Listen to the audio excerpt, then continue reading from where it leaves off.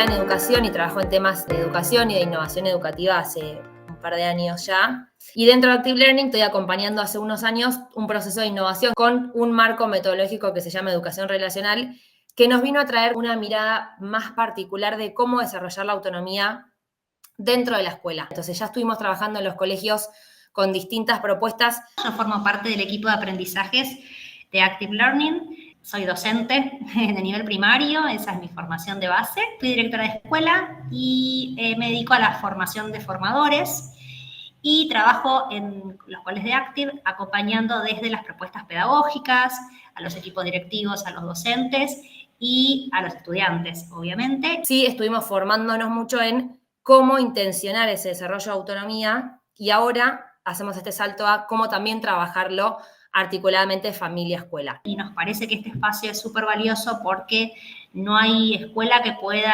trabajar solo sin las familias, por lo cual, son espacios muy ricos para complementar el trabajo que hacemos en las escuelas y para también complementar el trabajo que ustedes hacen en sus casas. Y les vamos a traer ejemplos de cómo pensamos la escuela y cómo pensamos que esa articulación con la familia puede ser positiva y también qué otras formas de pensar la dinámica familiar se pueden llevar ustedes como nuevas preguntas. O sea, acá no venimos a traer ninguna respuesta, ninguna receta mágica, porque así como pasa dentro de la escuela, cada familia es un mundo y tiene sus reglas, sus acuerdos, sus modalidades, y eso está muy bien. Entonces no venimos a traer como una respuesta de decir, vayan por acá, sino también generar un espacio de construir y llevarnos ideas y preguntas de cómo, y desde mi lugar como madre, padre, familia, tutor, acompañante, puedo desarrollar autonomía con las personas que tengo a cargo.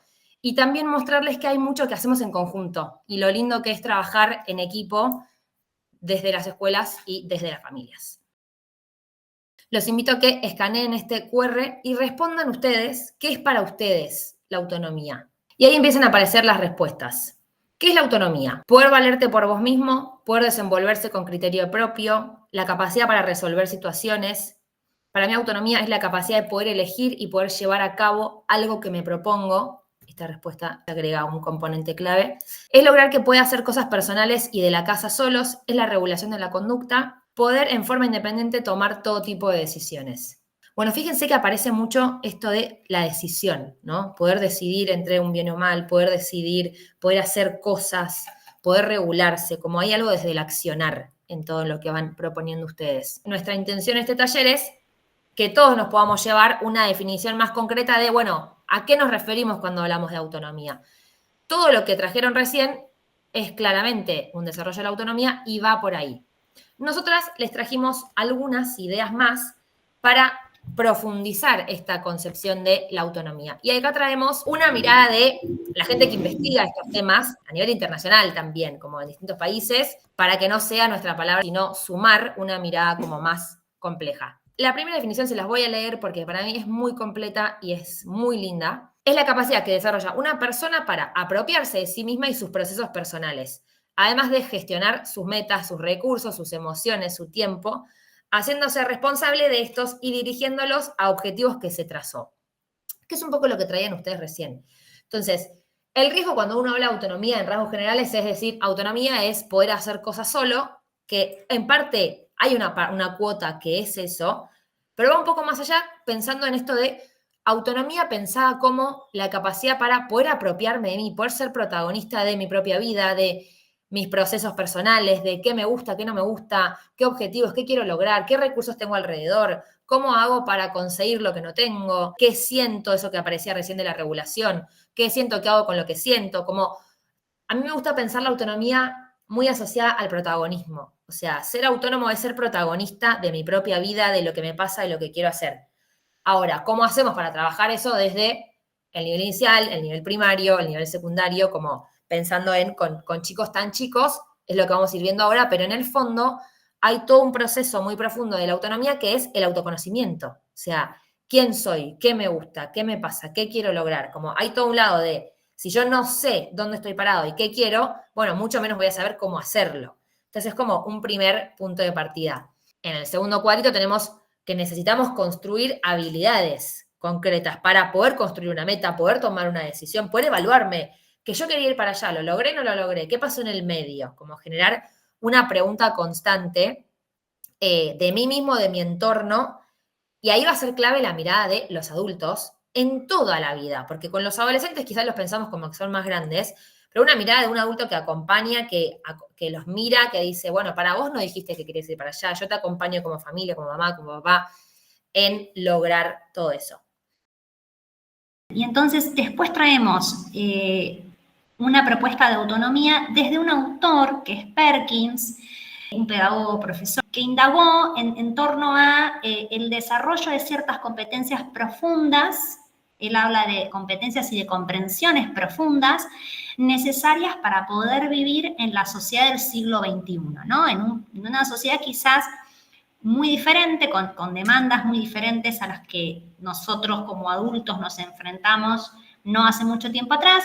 Y él dice que la autonomía es una competencia compleja, que hay que desarrollarla y que hay que desarrollarla desde muy pequeños, ¿no? Y que hay que hacerlo desde la práctica, ¿sí? No tanto desde la teoría, ¿no? Desde el hacer diario, desde la toma pequeña de decisiones, vamos desarrollando autonomía. Entonces también nos parece importante traerlo porque es una competencia a trabajar en las escuelas, que debe estar incluida dentro de las propuestas pedagógicas, y en las casas, por supuesto, sin duda, porque nosotros necesitamos que los niños paulatinamente y en el nivel de sus posibilidades, ¿no? y ajustados a su edad, vayan siendo autónomos, ¿no? Y puedan desenvolverse por sí mismos y tomar pequeñas decisiones diarias que van a ser grandes decisiones a futuro. Por un lado, empezó a salir esto de la autonomía como la toma de decisión. Entonces, ahora queremos volver a preguntarles a ustedes, ¿qué decisiones toman sus hijos en sus casas? Van saliendo por el chat. Cocinan. ¿Qué ponerse de ropa para ir a fútbol? ¿Ordenar o no su habitación? ¿Qué comer? Pequeñas acciones de lo cotidiano, ¿no? Estamos hablando.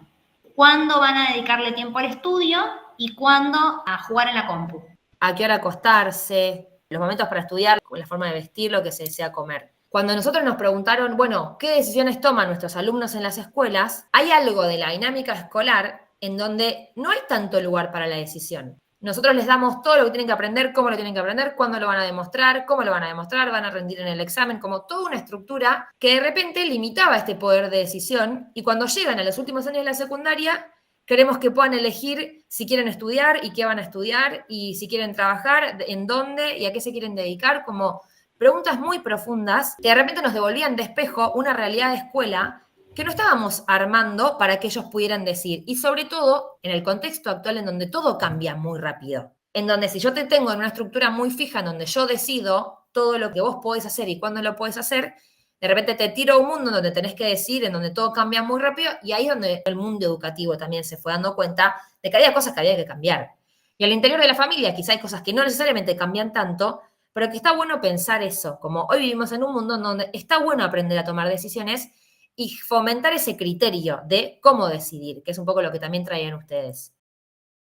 Les queríamos traer niveles de autonomía. ¿Qué proponemos nosotros? Pensar la autonomía en un desarrollo en donde uno comienza en un nivel muy dirigido y va avanzando y va ganando autonomía. Entonces, si ven los dibujitos del costado, tenemos en un primer lugar un ejemplo de una persona recién nacida que yo la quiero hacer cruzar la calle y no puede cruzar la calle, yo la tengo que cruzar a UPA porque todavía no camina. Entonces eso es como un nivel muy dirigido, yo teniendo que estar muy encima de esa persona.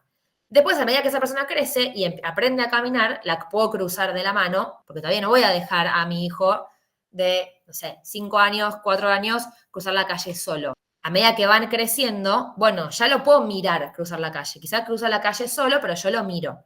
Y en una última instancia, como ya con un nivel de autonomía más desarrollado, chau, caminan solos, cruzan la calle solos. ¿Para qué nos puede servir esto? Al interior de la escuela, para ponerles el ejemplo primero de la escuela, nosotros pensamos estos niveles de autonomía en el desarrollo más allá de la edad, porque yo puedo tener chicos de la misma edad con niveles de autonomía distintos, en áreas distintas o porque les interesan diferentes cosas. Entonces ahí es donde esto se empieza a complejizar y quizá el interior de la familia, quienes tengan varios hijos, van a ver que, bueno, uno de mis hijos caminó mucho antes que el otro, uno aprendió a, no sé, andar en bicicleta, y como también hay niveles distintos en el desarrollo de las personas.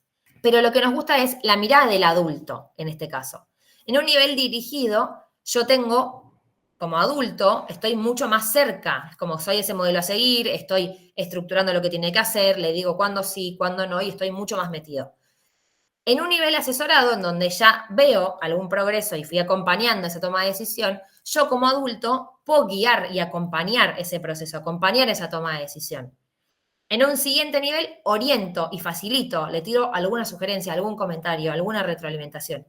Y en el último, no es ese nivel de autonomía en donde, chau, los dejo cruzar la calle solos, los dejo resolver del todo solos, a veces claramente sí, pero lo que está bueno de este enfoque es que nosotros como adultos siempre estamos igual observando y retroalimentando. Aunque sepan cruzar la calle solos, uno como adulto y en su caso como familia, hay un lado muy positivo de estar cerca, de observar, de mirar y acompañar ese proceso y ese desarrollo hasta que uno va encontrando como su lugar de protagonismo y de lo que quiere hacer con su vida. Volviendo a la definición del principio. Acá tenemos el vínculo y lo importante de trabajar familia-escuela en ese proceso de la familia como un primer lugar en donde uno empieza a crecer y desarrollarse y la escuela en donde eso sigue y va de manera complementaria. Este paralelismo nos parece importante porque es empezar a pensar que lo que sucede en la escuela tiene mucho vínculo con lo que sucede en casa, porque la casa es el primer espacio de socialización para el niño, ¿no? Entonces, si nosotros entendemos esto, todo lo que trabajemos con los chicos en torno a que sean sujetos autónomos, y cuando hablamos siempre de autónomos, hablamos de esto que decía Juani, ¿no? La autonomía está ligada también a su desarrollo entendiendo su edad y entendiendo su proceso madurativo, ¿sí? Obviamente no podemos pedir nivel de autonomía a un niño más pequeño que a un niño más grande, pero sí es importante que nosotros entendamos que lo que va sucediendo en primer lugar en casa, luego tiene un impacto en la escuela, y lo que sucede en casa y en la escuela tiene un impacto en la sociedad, ¿sí? Entonces, estos paralelismos nos tienen que hacer también entender los vínculos que hay en el trabajo mancomunado escuela-familia en torno al desarrollo de esta competencia compleja como es la autonomía, ¿sí? Creo que también hay un lado que nos pasa como docentes y entiendo que como familias también, cuánto toleramos ese proceso hasta que al otro le sale lo que le tiene que salir, ¿no? Como pongo ejemplos muy simples, pero cuando están aprendiendo a atarse los cordones, que de repente uno se cansa como, bueno, vení, que yo te ato, que nos vamos al cumpleaños de la tía. ¿En qué momentos dar lugar a que prueben, que vuelvan a probar, que se equivoquen, que les salga mal? Y cómo como adultos acompañamos ese proceso hasta que les sale. Y sobre todo esa mirada de confianza. A veces nos pasa mucho que decimos, bueno, pero como niños no pueden elegir. O se va a poner una ropa que va a estar re desabrigada, después le va a dar frío. Bueno, ¿cómo hago para que igual elija esa ropa y acompañar y darle una pregunta para que piense y vaya adquiriendo ese registro de, che, ¿no vas a tener frío con esa ropa? En vez de, chau, yo te armo la ropa y nos vamos. Y ahí cada familia sabrá en qué momento cree que sus hijos están en ese lugar o no, pero creo que la invitación de trabajar en autonomía es replantearnos primero nosotros, en nuestro lugar de adultos, qué posibilidad real le estamos dando a nuestros hijos de toma de decisión. Tanto en la niñez como en la adolescencia. Como en la adolescencia empiezan a aparecer otro tipo de programas. Yo me acuerdo de mi adolescencia de esos momentos en donde se empezaba a generar un quiebre entre las que las dejaban salir y las que no, las que la dejaban tomar un remis y no. Y aparecen otras cuestiones de reglas familiares que, como dije al principio, cada familia tendrá sus normas y sus reglas, pero creo que hay un lugar muy valioso de pensar nosotros. ¿Cuánto estoy confiando en mi hijo? ¿Cuánto creo que realmente va a poder hacer esto? O, no sé, me acuerdo de ejemplos de mis hermanas aprendiendo a manejar. Que era muy distinta la mirada de mis padres sobre cómo nos dejaban a nosotras aprender. Con una de mis hermanas que era más bruta, la dejaban menos, como bueno, anda hasta ahí, y yo te acompaño, y yo te dejo. Y le generaban un lugar de inseguridad en donde ella arrancaba a manejar así, porque la habían formado como, bueno, pero cuidado, pero porque vos sos bruta. Pero a la vez era verdad que era más ansiosa manejando, entonces había que tener cuidado. Entonces ahí empieza a aparecer como ese lugar de hasta dónde. Hasta dónde y cómo hacer ese acompañamiento. Un ejemplo vinculado a esto que estamos trayendo de pensar escuela-familia puede tener que ver con las situaciones típicas de las pequeñas frustraciones que van teniendo los chicos cuando no comprenden alguna actividad que se planteó en el colegio, lo llevan a casa y dicen, y bueno, pero no le entendí a la maestra, no pude completar la actividad, entonces desde casa quizás tendemos, y yo acá voy a dar el ejemplo desde mamá, ¿no? De decir, bueno, no, espera, yo te acompaño, lo tratamos de resolver en casa para que puedas completar la actividad y terminarlo, para que lo puedas entender y te explico. Cuando en realidad quizás tendría que ser animar a nuestros hijos a decirles, ¿por qué no charlas con la maestra sobre lo que no entendiste para que te pueda volver a explicar, ¿no? Entonces ahí hay una autonomía que estamos empezando a desarrollar de poquito, de que ese niño con un desarrollo paulatino de esa toma de decisión, de poder hablar con su docente para resolver esa situación, ¿no? Entonces ahí es un trabajo total escuela-familia, porque depende cómo en la familia canalicen, va a volver a la escuela y viceversa. La autonomía asociada también, hablábamos antes del protagonismo, pero a la responsabilidad. Y el ejemplo de la mochila creo que está bueno porque hay algo de la autonomía, como hablábamos al principio, que es una capacidad que se desarrolla, que hay que planificarlo, hay que darle tiempo. Si yo siempre armo la mochila a las corridas y la termino armando yo como mamá porque llego tarde al colegio, bueno, nada, está bien, hay que llegar al colegio también. Ahora ahí vuelvo a nuestro rol adulto, ¿en qué momentos puedo destinar tiempo para eso? Ponemos la mesa juntos, cómo se pone la mesa, cuándo armamos la mochila. Algo que nosotros intentamos trabajar mucho en los colegios es también planificar esos tiempos de llego al aula, un tiempo para ordenar mi banco, sacar mis útiles. Son cosas que algunos las tienen muy incorporadas y otros no tanto. Y como escuela también tenemos que generar ese tiempo. Hay cosas que hay que pensarlas y planificarlas.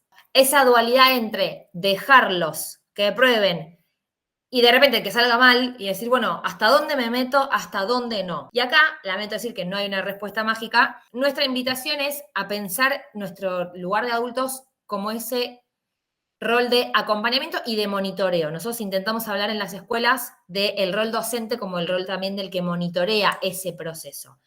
Y ahí sale esta pregunta de ¿hasta dónde me meto y hasta dónde te dejo? ¿Cuánto yo tolero como adulto decir, bueno, está bien, anda, jugá y después que quede todo desordenado? Y cuando digo, bueno, ¿cómo hago para que la siguiente vez ordene lo que tiene que ordenar o que arme bien la mochila y no se olvide la botella de agua porque dejé que ellos armen la mochila? Me sale pensar como en estructuras más escolares, pero a nivel familia también podemos construir herramientas que nos sirvan, como, bueno, hagamos una lista, ¿qué tiene que ir en la mochila? La botella y armamos juntos la botella, la cartuchera, la tarea, si había tarea, el libro, no sé, lo que sea. Entonces, darles a ellos recursos que ayuden en ese proceso de autonomía. Lo mismo con cualquier cosa. Me estoy yendo a fútbol, como ponían antes. Bueno, ¿qué no te puedes olvidar para fútbol? Entonces, ayudarlos a ellos a hacer como ese repaso y después se te olvida hacer un proceso de aprendizaje. Y bueno, sí, te moriste de frío porque te olvidaste el buzo, sobre todo más en los adolescentes. Bueno, será un aprendizaje para la próxima también. Entonces, hay una parte que es estar cerca y acompañarlos. Y hay mucho que es prueba y error también. Nadie nace sabiendo ser madre, padre, familia. Y hay una parte de la docencia que nosotros nos formamos y que también vamos aprendiendo en la práctica. Qué sirve y qué no al interior de un grupo particular por algo concreto. Pero sí nos gustaba resumir como un consejo de nuestra parte, que es el equilibrio, como buscar ese equilibrio constante.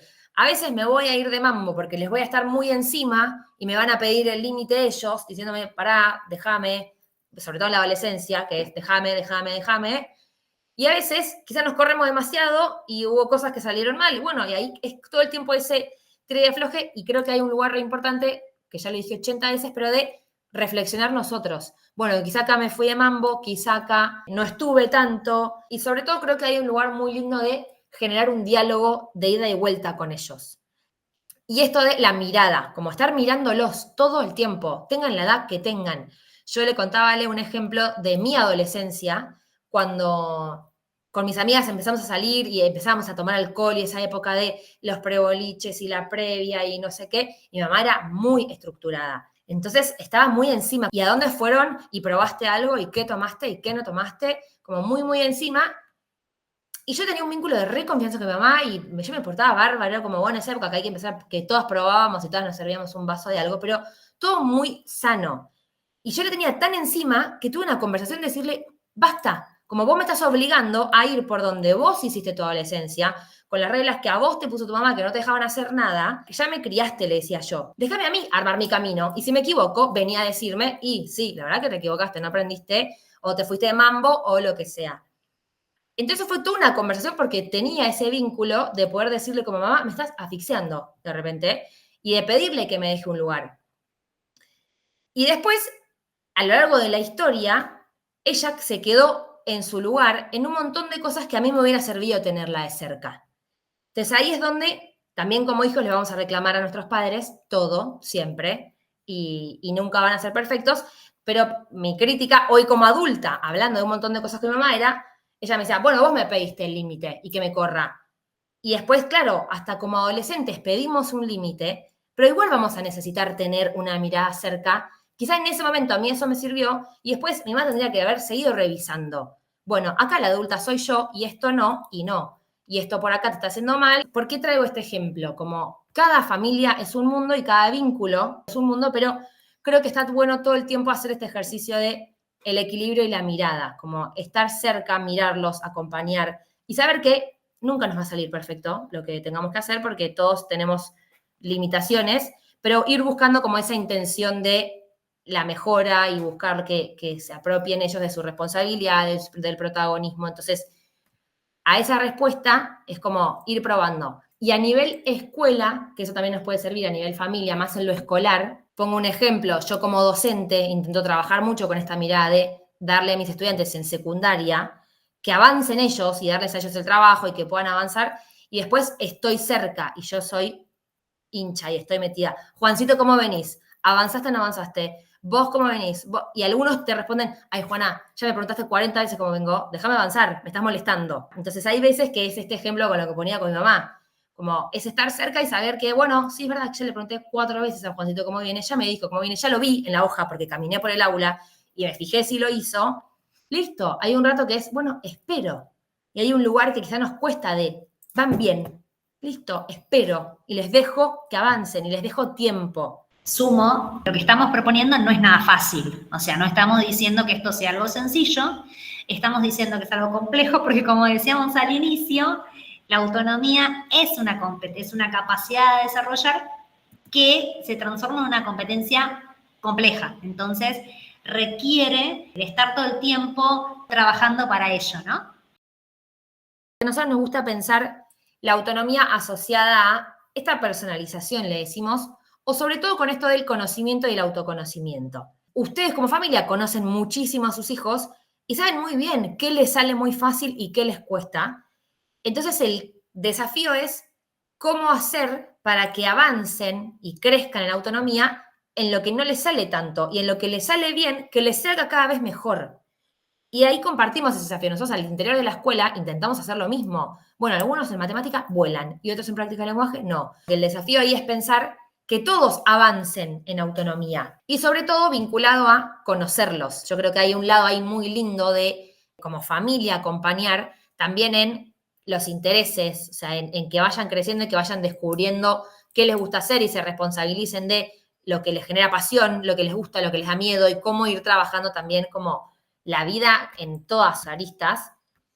Y acá les traemos como estas ideas de la personalización, que es algo que trabajamos más a nivel escuela, pero ir recopilando todo el tiempo esa información valiosa sobre lo que necesitan, lo que los desafía, qué fortalezas tienen, qué les gusta, qué les disgusta, que uno como familia lo sabe, pero también pienso sobre todo en la adolescencia, que es como un momento más de bisagra, que cada familia tendrá su vínculo, pero a veces cuentan menos, hablan menos, entonces es bueno, cómo generar momentos en donde yo como familia ir juntando como esa información de en qué está mi hijo, qué le está pasando por la cabeza, qué le preocupa, se peleó con un amigo, quién le gusta, como ir buscando esa información para también saber desde dónde acompañar y sobre todo pedirle a ellos que propongan. A veces como familia quizás ya nos van a poner un límite de no, no quiero hablar con vos. Bueno, cuando quieras, vení, contame que yo voy a estar acá. O sea, devolverles a ellos ese lugar de toma de decisión también al interior de la familia.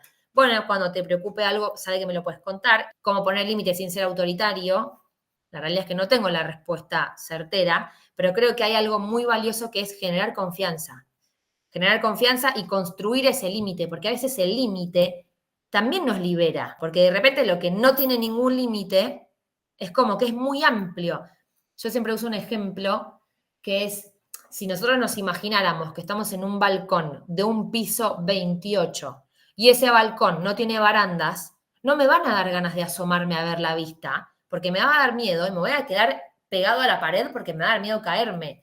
Ahora, si yo le armo a ese balcón unas barandas que están buenas, y que me dan seguridad, quizás que hasta me dan ganas de agarrarme de la baranda y asomarme más lejos para mirar más allá. Creo que el desafío es que el límite sea esa baranda y no lo que me encierra, sino que sea algo que me posibilita y que me abre, que me ordena y que me da seguridad para ir más allá, y no una bajada de no prohibido. Y sobre todo fomentar el diálogo, estarles cerca, escucharlos, acompañarlos y motivarlos también. Como hay algo de el ir ganando responsabilidad, autonomía, con lo que traía Gise antes, que es, si yo creo que soy capaz, sí o sí me genera como, aumenta mi autoestima, o sea, si yo creo que puedo atarme los cordones y me ato los cordones, voy a ir corriendo a decir, mirá mamá, qué bien me salió atarme los cordones.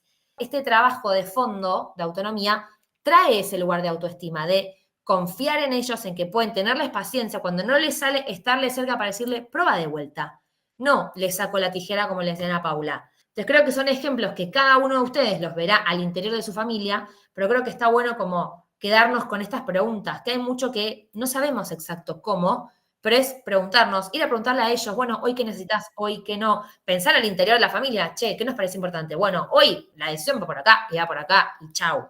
Cuando hablamos de límite, generalmente lo relacionamos con una connotación negativa, pero si le agregamos la palabra de límite contenedor, quizás le podemos dar una vuelta a entender esta propuesta que nos hace Juana de esa baranda, ¿no? Bueno, es lo que nos contiene, pero a la vez nos da seguridad para salir a la vida, porque en realidad los niños y los adolescentes salen a la vida y se enfrentan a situaciones diversas, ¿no? Entonces tienen que tener las herramientas para poder hacerlo. Y el desarrollo de la autonomía justamente es una de estas que a la vez conjuga necesariamente poner en juego otras herramientas. Entonces, quizás quedarnos con la idea del límite contenedor y no del límite solito. Autonomía es lo mismo que independencia. Esta idea me parece central. Es un poco lo que estuvo saliendo a lo largo del taller. Volviendo al principio que yo les mostraba la imagen de cruzar la calle, en el último nivel de autonomía, hasta en el más autónomo, que tenemos el dibujito de la persona que cruza la calle sola, la figura del adulto es mirarlos y es estar. O sea, independencia también es como otro concepto a problematizar, si quieren. Pero pasa mucho, sobre todo en la adolescencia, yo lo pienso desde historias de mis alumnos, de familias que no los pueden llevar al colegio, entonces, bueno, ya son grandes y se pueden tomar el colectivo o los puede llevar a alguien. Y a veces ellos mismos tienen 15, 16, 17 años y te dicen, la verdad que yo puedo llegar al colegio, pero me encantaría que me venga a buscar mi papá. Entonces ahí también hay un lugar de decir como, bueno, como familia, yo ya hice todo bien, que mi hijo sabe llegar al colegio y puede volver y lo hace bien solo. Aún así, ¿en qué momentos puedo estar y compartir tiempo y acompañar? Como no caer en, bueno, son autónomos, saben, como compartía María de los Ángeles antes, saben cocinarse, saben hacer todo. Como, bueno, aunque sepan hacer todos, ¿en qué momentos igual podemos estar cerca y cuidarlos y generar como un momento de que se sientan contenidos también, tengan la edad que tengan? Está bueno reflexionar y problematizar quizá esa idea de no es necesariamente hagan solos y ahí ya está, check, cumplí con la autonomía. Este momento que es un espacio de compartir y de construir, porque esto es, no hay una receta para ser padres, claramente, y como decía Juani, desde las instituciones tenemos propuestas, metodologías y más, pero todos los chicos son distintos y con todos tenemos que pensar una propuesta que nos permita llegar a todos y cada uno. Así que bueno, yo también les agradezco habernos escuchado y esperamos que se lleven sobre todo, no se van a llevar recetas, pero sí ideas y reflexiones y sobre todo el compartir en este espacio.